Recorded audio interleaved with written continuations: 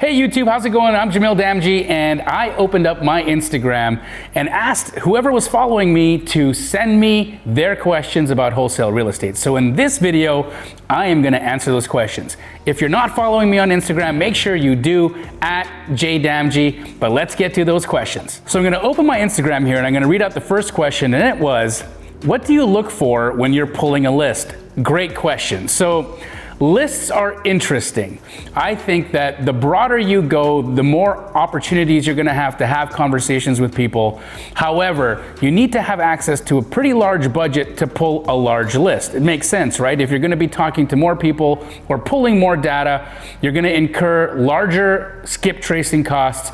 And if you are working on a tight budget, that could be a little bit oppressive for you. So if you're really wanting to maximize the bang for your buck, my opinion is to find multiple pain points. I use a tool called Batch Leads, and at batchleads.io, in fact, if you go to batchleads.io/Jamil, you'll get a discount. But they have some amazing lists. And what you can do is you can actually stack lists on top of lists so that you can identify multiple pain points. For instance, you might be able to find a house that is in foreclosure, has some tax violations, also has some code violations, like potentially they're a hoarder living there, and maybe some other situation like the individual living in that house is over 55 and the square footage is over 2,000 square feet. Now, wow, right? What an amazing property this is. Not only are we in foreclosure, not only is there some form of a tax lien or some kind of owing taxes, but there's also a city violation, as well as knowing that the homeowner is over 50 years old and the property size is over 2,000 square feet. Now, if you get even 10 properties that fit these descriptions, there is a high likelihood that one of those people would be interested in having a conversation about selling. So, in my opinion, again, I like to cast a wide net. I typically go for the high equity list, but if you've got a smaller budget and you're really wanting your more bang for your buck, then you want to do list stacking, and you can find how to list stack at batchleads.io/Jamil. It's a great tool for you to be able to maximize your impact when you are cold calling or sending out text messages. So another question I got on my Instagram was, how do I get my first deal? I get this question all the time. Now, of course, that is a very broad question, right? How do I get my first deal? You can get your first deal in so many places. For instance, I got my first deal literally walking for dollars. I was walking around looking at houses that had for rent signs on them, called one of those signs, talked to a homeowner, asked her if she'd be interested in selling the property instead of renting the property, and she was. And that led to my first wholesale check, which was a $50,000 deal. Amazing.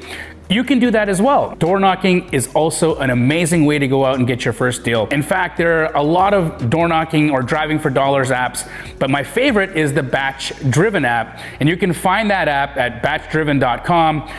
Use my name /Jamil, batchdriven.com/Jamil for a discount. Again, I think they'll give you like a week free trial. So that can just kind of get you out the gate and see if this is something that you're interested in actually pursuing. However, you download an app like that and it'll identify specific pain points that you might be interested in attacking, right? So Batch Driven will tell you if a property is in foreclosure. Now, if you create a list that allows you to map where properties are in foreclosure in walking distance or even driving distance to each other, you can go and knock on those doors and see if the homeowners would be willing to have a conversation with you. Another great way to get your first wholesale deal is driving for dollars. And this really doesn't require any specialized lists. All you need to do is drive around town and look for houses that appear to be war zones. Now, you can find these properties very easily because they'll have overgrown foliage in front of the house. They may have like mail just hanging out of the mailbox and all over the front patio. There may be broken windows, that just the condition of the property is terrible. These are prime opportunities for you to reach out to the homeowner and see if they'd be interested in selling. Maybe the homeowner living there is in over their head. Or maybe the person who owns that house is renting that house to somebody who's not taking care of the property, in which case that landlord may be interested in selling the house. Another type of way to go out and get your first deal is by cold calling. Now I know I knock cold calling a lot, and it's hard. Cold calling is definitely not the most fun thing to do, but if you've got some time and you want to just try it, you can go to a free source like Zillow. Go to Zillow.com on the rental section and start calling landlords there. Somebody there may be interested in having a conversation with you about selling one of their rental properties. Now, the approach that I would use would be to call the number, make sure that you're not calling a property management company or a realtor, and you'll be able to tell if it's a property management or a realtor in the actual listing itself. Realtors are required to actually write that they're an agent in any advertising that they do. So you want to find those listings that are listed by just private people. Somebody named Dave or Amy or Emily or Bobby. Those are the people that you want to be calling because they are obviously self-managing the property and would be more likely to have a conversation with you about their property. So when you're approaching these guys, you want to ask them if they'd be interested in selling the house instead of renting it. What'll happen is 9 times out of 10, the landlord is going to say no. But you want to follow that up with asking if they have any problem properties in their inventory that they may be interested in talking about. Now you're going to ask that question that's going to have them thinking about that one tenant that just broke a window or that one tenant that constantly is late paying rent. You want to engage conversation, you want to spark those conversations, and so by asking that follow-up question, you can actually get the landlord to open up and give you some details. So another question I got on my Instagram is, what changes in wholesaling in a down market? So the fun thing is I was actually in wholesale since 2002. So I've seen this business model take rides up and rides down. And I can tell you exactly what happens in a down market in wholesale. It goes bananas. You see what happens when the market is crashing or a market falls, investors flock to those areas because smart investors know that it's time for them to buy when no one else is. So when there is a price depression, there's a lot of cash activity flooding the market, trying to get in front of those opportunities. So wholesaling happens on the way up and it actually happens on the way down. Now there may be a small gap in between when the market is rising and falling to where people are a little bit skittish and they don't know what's going to do. Ride that time out. Don't get too concerned about it. Usually only lasts a few months, but investors need to continue buying and selling property to earn a living. That's how they make money.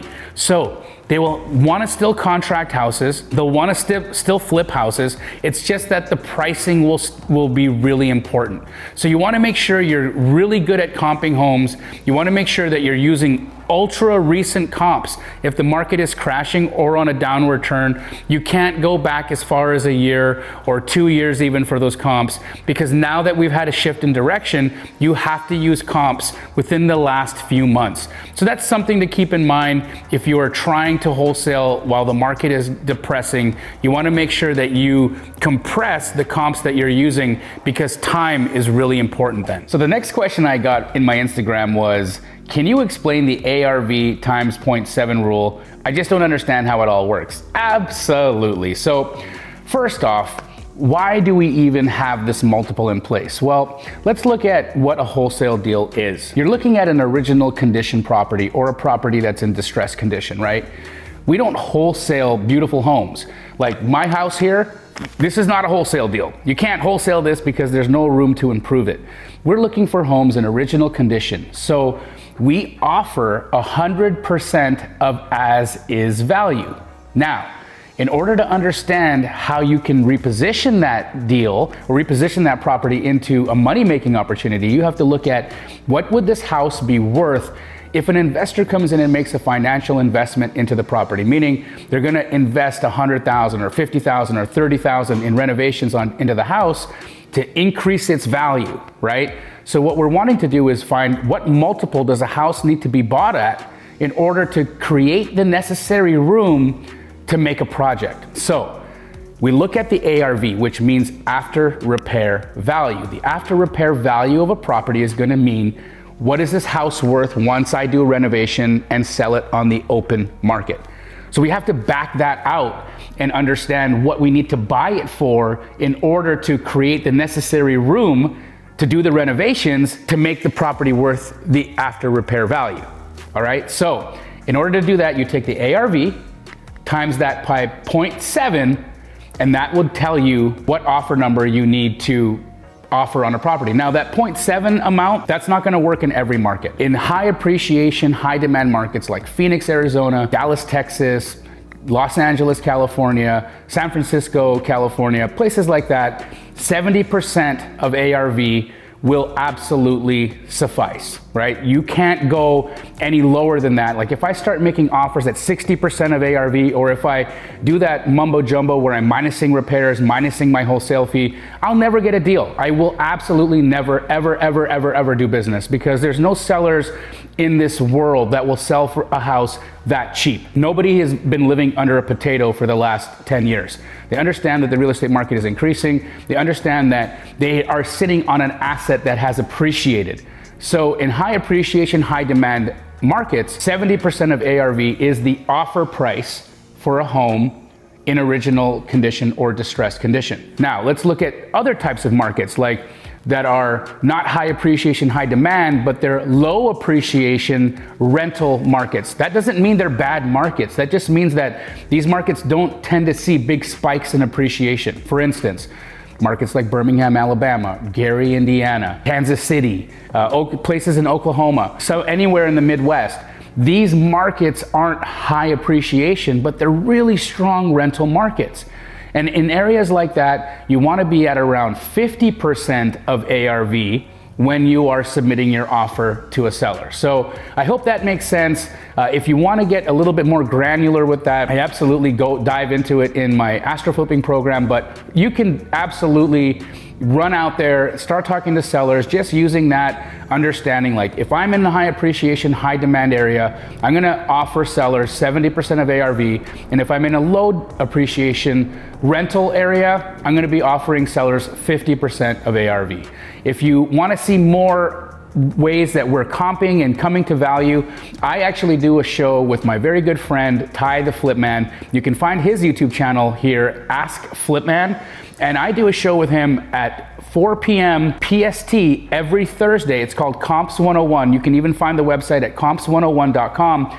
Join in on that show and watch us comp houses and determine what an offer price should be for that specific deal. Thanks so much for watching, and remember, subscribe to my channel, hit the notification button so that you can get an email or notified whenever I put out new content, and follow me on my socials because they're fun. I make really fun videos there at Damji on Instagram and Jamil Damji on Facebook. Catch you later.